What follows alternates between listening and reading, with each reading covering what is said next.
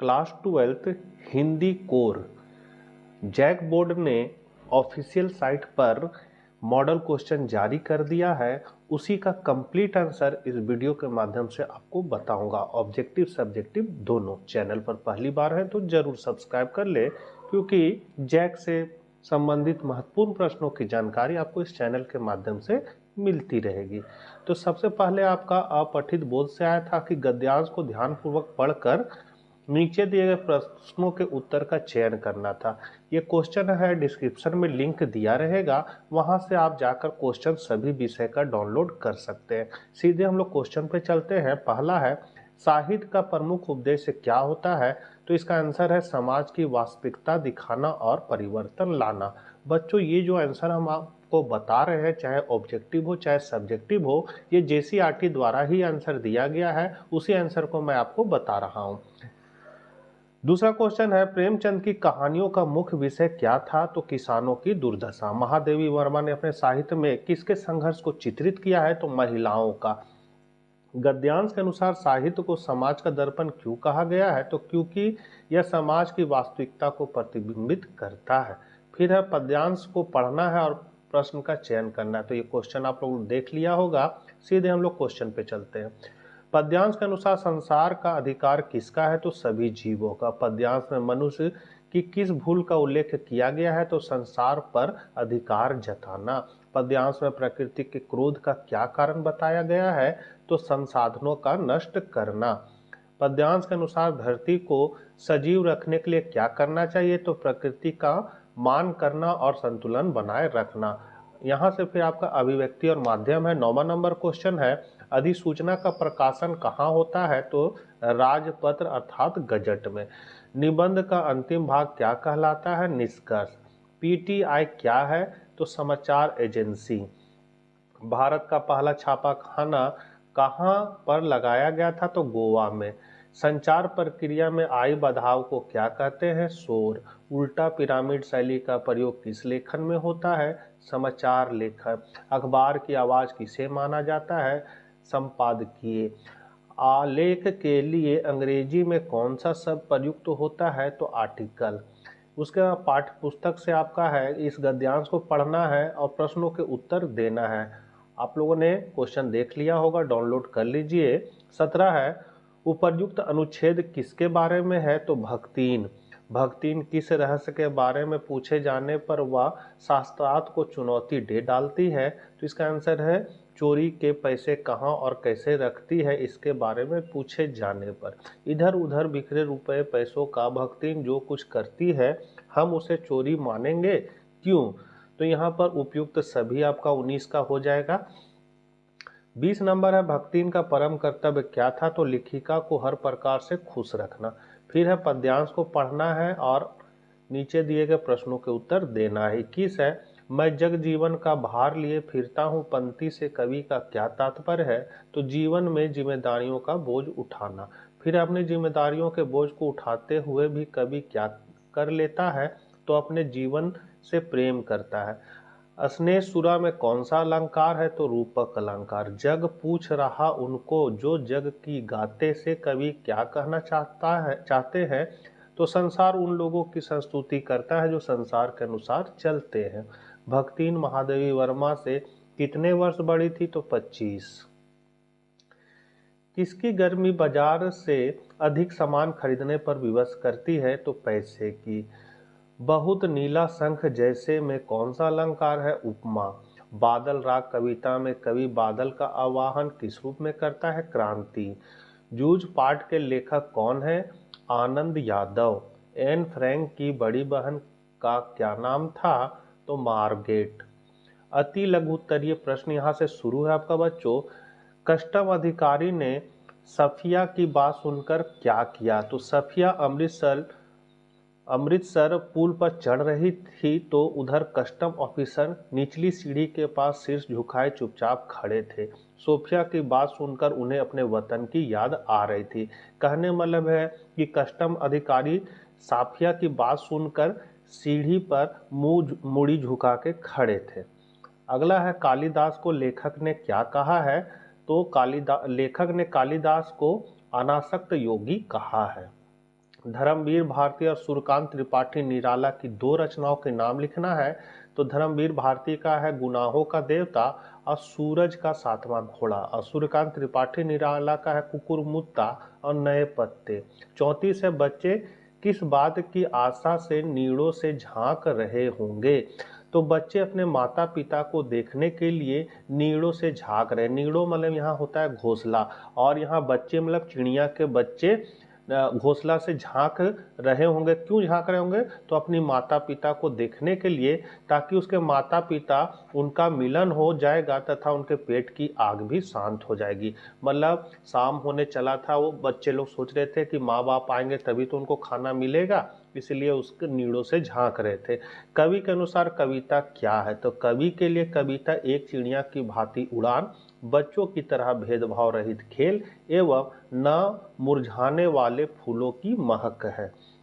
बच्चा कब खिलखिलाकर हंस पड़ता है? तो माँ जब बच्चे को हवा में लोका देती है तब बच्चा खिलखिलाकर हंस पड़ता है। यहाँ लोका का मतलब है उछलाना, बच्चे को उछलाती है तो बच्चा हंस पड़ता है। यशोधर बाबू ने किस स्कूल से मैट्रिक की परीक्षा पास की थी? तो रैमजे स्कूल अल्मोड़ा से यशोधरा बाबू ने अपनी मैट्रिक की परीक्षा पास की थी। एन फ्रैंक का परिवार कहाँ छुपने वाला था? तो एन फ्रैंक का परिवार उसके पिताजी के कार्यालय की इमारत में छुपने वाला था। 39 नंबर है आपका, लेखक के मत से दास्ता की व्यापक परिभाषा क्या है? लेखक यहाँ है भीमराव अंबेडकर। तो लेखक के अनुसार दास्ता केवल कानूनी पराधीनता को ही नहीं कहा जा सकता, दास्ता में वह स्थिति भी शामिल है जिसमें लोगों को दूसरे लोगों द्वारा निर्धारित कर्तव्यों का पालन करने के लिए विवश किया जाता है। यह स्थिति कानूनी पराधीनता के बाहर भी है। जाति प्रथा की तरह ऐसा वर्ग का होना भी संभव है जहां लोगों को अपनी इच्छा के विरुद्ध पेशा अपनाना पड़ता है। ढोलक की आवाज का पूरे गांव पर क्या असर होता है? तो ढोलक की आवाज से रात का सन्नाटा और भय कम हो जाता है। बच्चे, बूढ़े या जवान ढोलक की आवाज से सबकी आंखों के सामने दंगल का दृश्य नाचने लगता था और वे सभी उत्साह से भर जाते थे। लोग भले ही बीमारी के कारण मर रहे थे, लेकिन जब तक जीवित थे ढोलक की आवाज के कारण उन्हें मरने का भय नहीं सताता था। ढोलक की आवाज से उनका दर्द कम हो जाता था और वह आराम से मर सकते थे। 41 नंबर है, भक्तिन के आ जाने से महादेवी अधिक देहाती कैसे हो गई? तो भक्तिन देहाती महिला थी। शहर में आकर भी उसने स्वयं कोई परिवर्तन नहीं किया, वह दूसरों को भी अपने अनुसार बना लेना चाहती थी। उसने लेखिका को अपने अनुसार ही ढालना शुरू किया। उसने लेखिका का मीठा खाना बिल्कुल बंद कर दिया। उसने गाढ़ी दाल व मोटी रोटी खिलाकर लेखिका की स्वास्थ्य संबंधी चिंता दूर कर दी। अब लेखिका को रात को मकई का दलिया, सवेरे मट्ठा, तिल लगाकर बाजरे के बनाए ठंडे पुए, ज्वार के भुने हुए भुट्टे के हरे हरे दानों की खिचड़ी और सफेद महुए की लपसी मिलने लगी। इन सब को वह स्वाद से खाने लगी। इसके अतिरिक्त उसने महादेवी को देहाती भाषा भी सिखा दी। इस प्रकार महादेवी अधिक देहाती बन गई। शोकग्रस्त माहौल में हनुमान के अवतरण को करुण रस के बीच वीर रस का आविर्भाव क्यों कहा गया है? तो लक्ष्मण के मूर्छित होने पर हनुमान संजीवनी बूटी लेने के लिए हिमालय पर्वत जाते हैं। उन्हें आने में विलंब हो जाने पर सभी बहुत चिंतित व दुखी होते हैं। उसी समय हनुमान संजीवनी बूटी के साथ पूरा पर्वत लेकर आ जाते हैं। इस कार्य को देखते ही सभी में आशा और उत्साह का संचार हो गया। तब मानो करुण रस के बीच वीर रस का संचार हो जाता है, अर्थात लक्ष्मण की मूर्छा से दुखी निराश लोगों के मन में उत्साह का संचार हो जाता है। अतः अचानक इस प्रकार के परिवर्तन होने के कारण यहाँ करुण रस के बीच वीर रस का आविर्भाव कहा जाता है। 43 है, कवि के किन उपमानों को देखकर यह कहा जा सकता है कि उषा कविता गांव की सुबह का गतिशील शब्द चित्र है?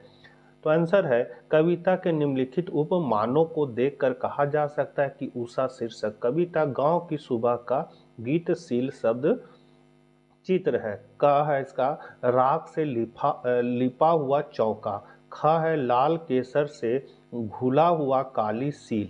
स्लेट पर मला हुआ लाल खड़िया चौक, और घ है नील जल में गौर झिलमिल दे। 44 है कैमरे में बंद अपाहिज करुणा के मुखौटे में छिपी क्रूरता कविता है, विचार कीजिए। तो कैमरे में बंद अपाहिज कविता बाजारवाद के युग में उन लोगों का चरित्र खोलता है जो दूसरों के दुखों को बेचकर धन कमाना चाहते हैं।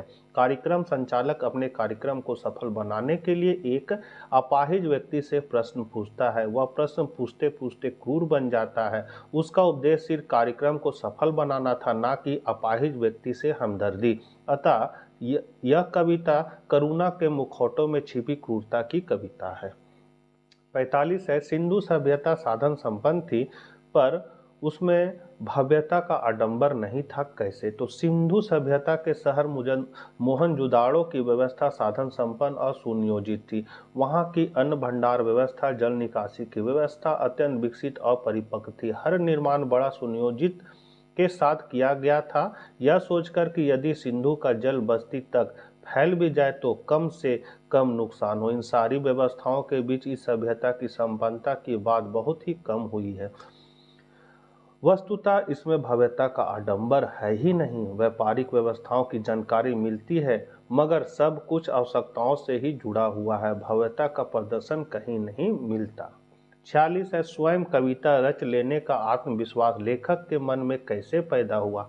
तो मराठी अध्यापक सौंदलगेकर के कविता पढ़ाने का ढंग अत्यंत रोचक व विलक्षण था। कविता का वाचन वे भाव, लय, ताल, गति के साथ करते थे। लेखक एकाग्र होकर मास्टर साहब के हाव भाव, ध्वनि, गति और रसों का रसास्वादन किया करते थे। लेखक में इन्हें अध्यापक के प्रोत्साहन एवं उत्साहवर्धन के कारण स्वयं कविता रच सकने का आत्मविश्वास पैदा हुआ। यहाँ से आपका दीर्घ उत्तरीय प्रश्न है, तो आपको लोकतंत्र में मीडिया की भूमिका या फिर नारी शक्तिकरण विषय पर निबंध लिखना है। तो इसको हम धीरे धीरे बढ़ा दे रहे हैं, आप लोग देख सकते हैं। लोकतंत्र में मीडिया की भूमिका, आप इस तरह आप निबंध लिख सकते हैं। यहाँ पर भूमिका बताया गया क्या क्या भूमिका है। तो सूचना का प्रसार है, सरकार पर नजर रखना है, जनता की आवाज़ है, जागरूकता फैलाना है, जनमत का निर्माण करना। मीडिया के सामने क्या क्या चुनौती? तो भ्रामक सूचना है, पक्षपात करता है, व्यावसायिक दबाव है, सरकारी दखल होता है। फिर इसका निष्कर्ष नारी सशक्तिकरण पर है, यहाँ लेख आपका देख सकते हैं। तो इसका अर्थ को पहले बताए हैं, फिर इसकी आवश्यकता क्यों होती है, समाज का संतुलन, आर्थिक विकास, सामाजिक परिवर्तन, बच्चों का बेहतर भविष्य। फिर नारी सशक्तिकरण के लिए किए जा रहे प्रयास क्या क्या है? तो शिक्षा, रोजगार के अवसर, स्वास्थ्य और कानून, जागरूकता। नारी सशक्तिकरण की क्या क्या चुनौती है? तो लैंगिक भेदभाव है, गरीबी है, सांस्कृतिक बाधाएं हैं, और लास्ट में आपको निष्कर्ष दे देना है। तो ये दोनों में से कोई एक निबंध आपको लिखना है। 48 नंबर क्वेश्चन है, आपके शहर में महिलाओं के साथ बढ़ते अपराधों के कारण महिलाओं की सुरक्षा एक बड़ी चिंता बन गई है। समाचार पत्र के संपादक को पत्र लिखकर, मतलब आपको ये पत्र लिखना है। तो यहाँ लिखे हैं हम, सेवा में श्री मान संपादक महोदय, दैनिक समाचार पत्र, विषय बढ़ते महिला अपराधों पर चिंता और सरकार से सख्त कार्रवाई की मांग। माननीय संपादक महोदय, आप यहाँ डिटेल आप देख सकते हैं। वीडियो ज़्यादा लंबा हो जाएगा, इसीलिए अब हम धीरे धीरे इसको अब बढ़ा दे रहे हैं। तो इस तरह आप इस पत्र को लिख सकते हैं।